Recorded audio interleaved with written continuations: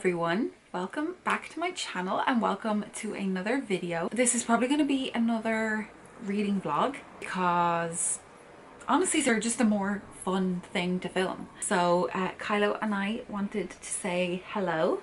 When I finished off my last vlog, I had just finished Long Live Evil by Sarah Rees Brennan, and I had said at the end of that vlog that I was probably going to start Wild Eyes by Elsie Silver. And I finished the fourth Percy Jackson book and then I immediately started Wild Eyes, and I just want to talk about it because I have a lot of thoughts. I loved this book so much more than I thought I was going to. I've read Chestnut Springs and Wild Love, and you know, I liked them. They've either been a 3, a 3.5 or a 4-star for me. So, you know, I went into Wild Eyes with the expectations of it being similar. But when I tell you that from the second that I started this book, I was like, oh, this is different. I immediately was like, this book is gonna hit different than anything else that I've read by her, and it did. It's the first Elsie Silver book that I've given 5 stars and got that 5-star feeling like 100 pages in. Obviously we knew our male main character, West, from the first book, so when I saw that we were getting a book from him, I was so excited. And I just love his character because his like loving and protective nature over his friends and his family, it's just, you know, we love that quality in people. Our female main character, Skylar, was such an interesting read because her storyline is so, from like literally the first page, is so sad. But it was really interesting to see how West was exactly what Skylar needed and Skylar was exactly what West needed, and the way that they worked straight away. But Skylar, it was really interesting to see how she took back the own narrative in her life.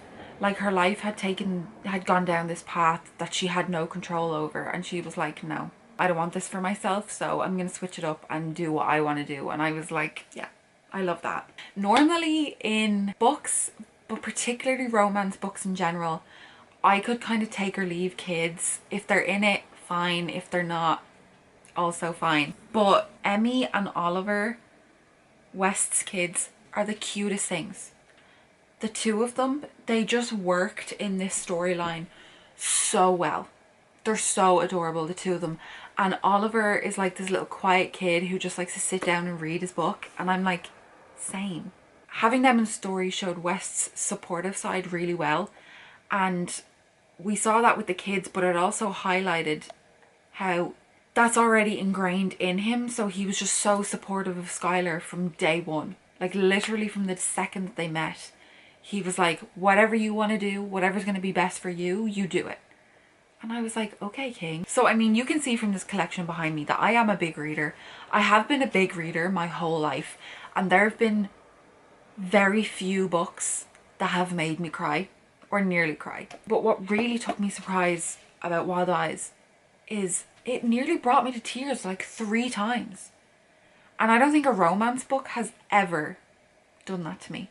There was just a couple of instances where either West or the kids did something to support Skylar, and I was like, am I gonna cry? Because it was just so sweet. And to see the life that she had grown up with and then the life that she was in right now, and how different the relationship she had when she was a kid to the relationship she's having now, I was like, okay, I'm just gonna try not to cry. But I honestly think that because whatever Elsie Silver put in this book, I was hooked by these characters from literally the first page. So I think it's the first time in a romance book that I've ever like really felt for the characters.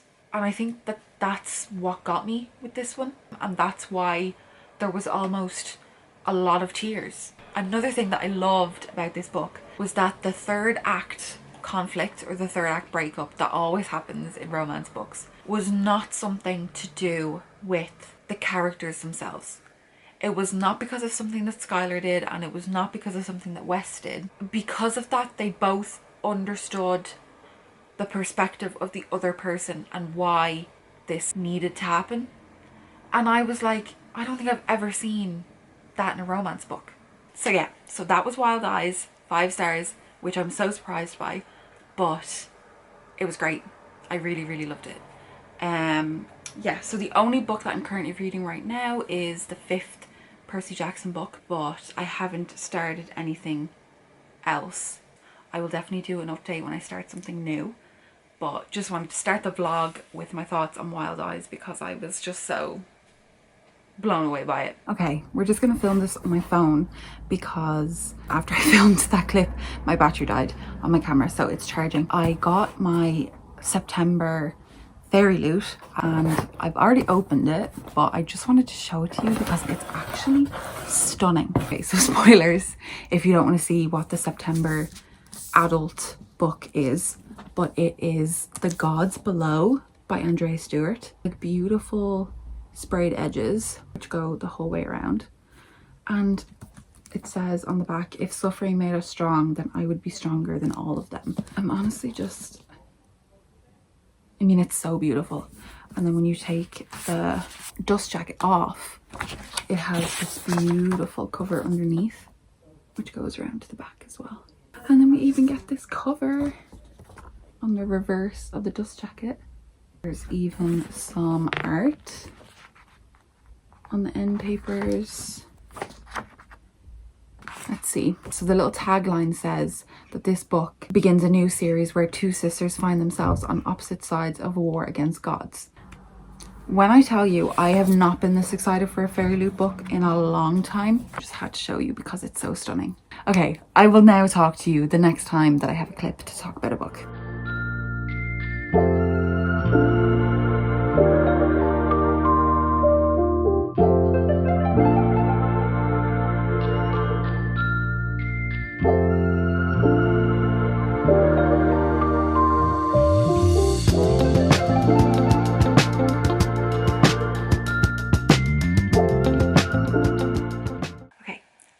I finally finished the Percy Jackson series, so I have picked up a new book. I have used my Kindle far too much this summer, so I thought, okay, it's about time that I finally start to knock books off my shelves. So I finally picked up this morning a book that's been on my shelf since 2021, and that is Defy the Night by Bridget Kemmerer. And I started this one this morning and I'm about 70 pages in. And so far I have to say that I am enjoying it. This is a YA fantasy. I got it in a fairy loot box. Basically this one is set in a world where the usual, there's divisions between sectors, but in this one like a deathly sickness breaks out and the only cure can be made from the petals of a moonflower, and the moonflowers are only grown near the palace, and they are, the distribution of the elixir made from the petals is kept really limited, and it's really only available to those that can afford it. So far we've gotten 2 points of view. The first one being our main character, who is an apothecary apprentice. Her and her best friend Wes break in to where the moonflower is grown on like a daily basis and steal the petals to make the elixir and illegally spread it to the poorer areas to stop the illness. And the other point of view we get is from the prince, whose brother is the king. They rule with a pretty ruthless regime, shall we say. Anybody who is caught smuggling moonflower petal is immediately sentenced to death. There's a rumor going around that the cure doesn't actually work the way that it says it does, so I'm kind of led to believe that our main character and the prince, or our main character and the king, are going to meet and something big is going to happen. But so far so good. I'm enjoying the writing style, I'm enjoying the characters so far, so I'll be interested to see if it's gonna maintain, but I'm definitely interested to keep reading, that's for sure.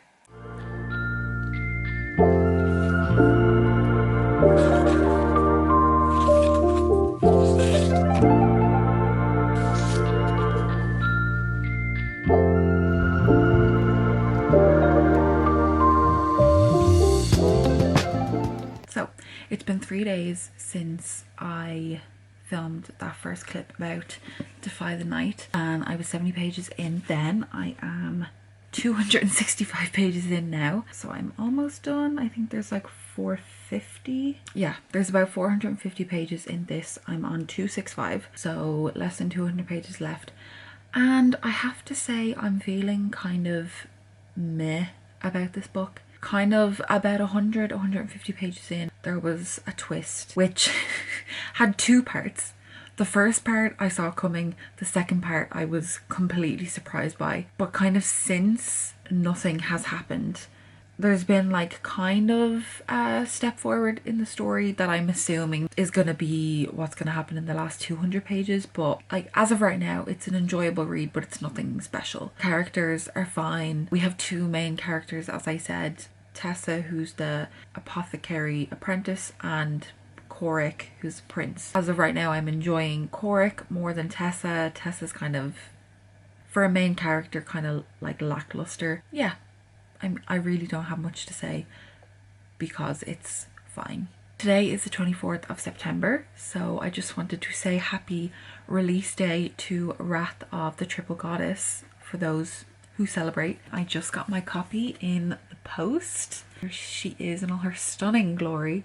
I'm actually obsessed with these covers, and it matches the Chalice of the Gods so well.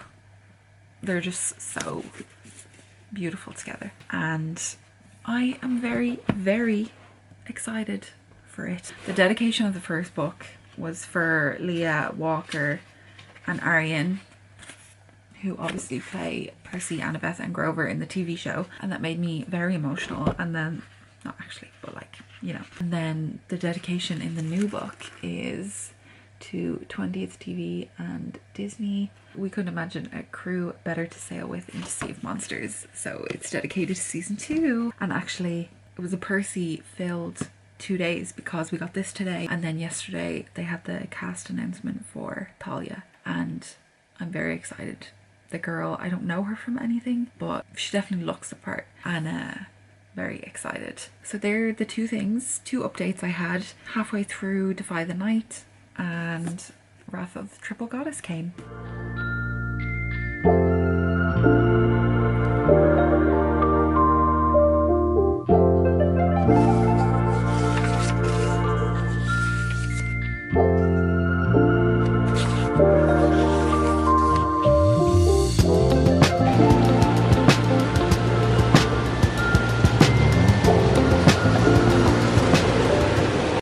Okay, I'm back. The last time that we spoke, I was halfway through Defy the Night. It's actually been a few days since I filmed that clip, so I've actually finished this book since. I have to say that I ended up giving it, like I thought, a 3 stars. It was good and I enjoyed it. I just didn't love it. The plot definitely picked up in the last like maybe 100-ish pages, like enough to make me want to keep reading. But I think it was really the characters that made this book, and I kind of struggle a little bit with that.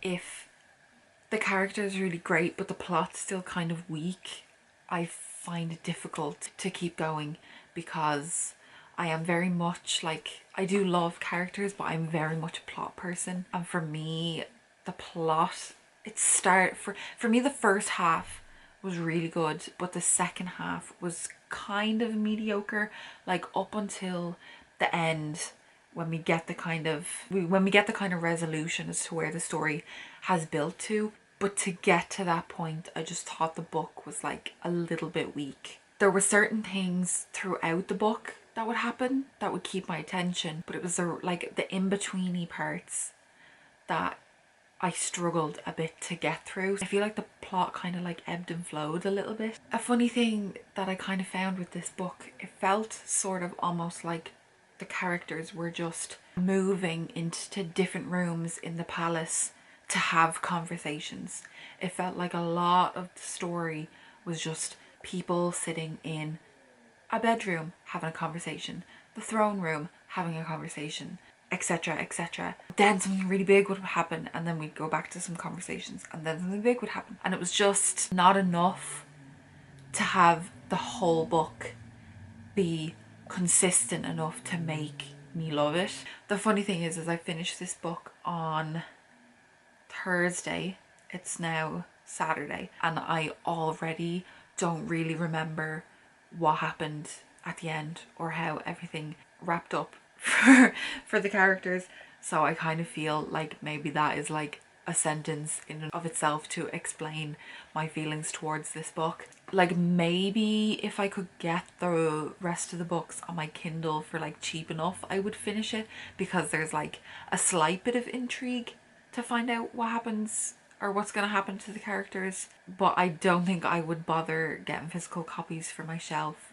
I don't think I'm invested enough to spend that much money, because it didn't pull me in enough to keep reading. Character wise, I liked the king and I liked the prince. There was one side character that I really liked, and there was possibly an inkling of a storyline that could happen in future books about the king and another character. And if I were guaranteed to know that that would happen, then I would finish the rest of the books. For our main character, Tessa, she was just kind of a bit of a boring read. So yeah, I liked it. I didn't love it.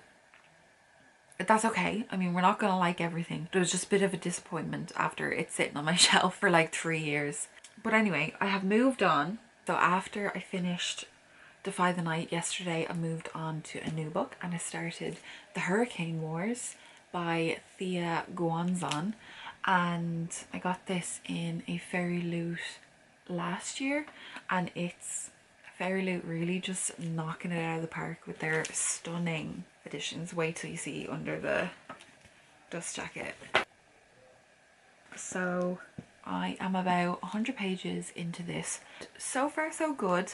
I'm definitely getting vibes of like when you start a new fantasy book and the first 100 pages is like so much world building that you're just really confused as to what's going on. The book like starts straight away into the Hurricane Wars. So this land is ruled by a Night Emperor, and our main character Taliesin is fighting on the side that's against the Night Emperor's side to try and win back the war, or win the war and take back their freedom. So we have Taliesin as a main character, and then we also have Alaric, and the Night Emperor and his side can wield shadow magic, and he believes that he eradicated all of the light weavers, or like light magic, out of existence. But we then find out that our main character can actually manipulate light magic, but in secret. Like, nobody knows that she exists and nobody knows that she has this power.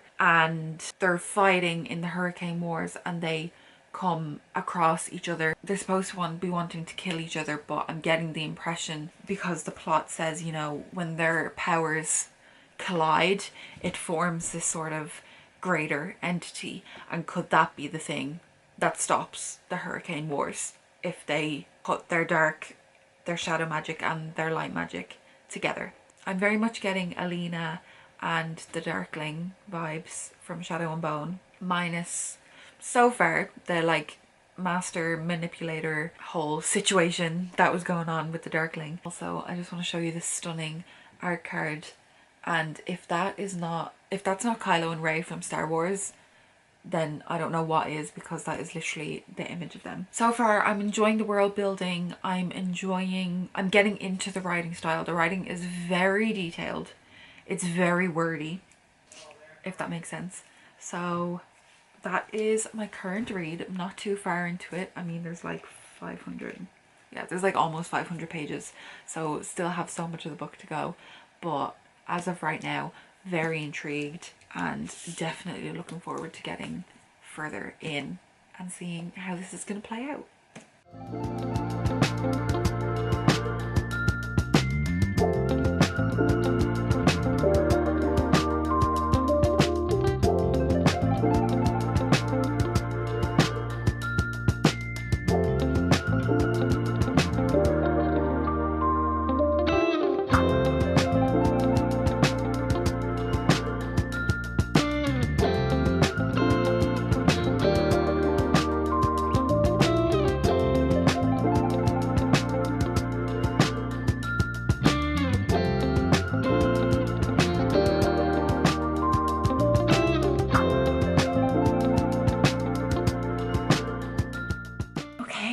So I am back.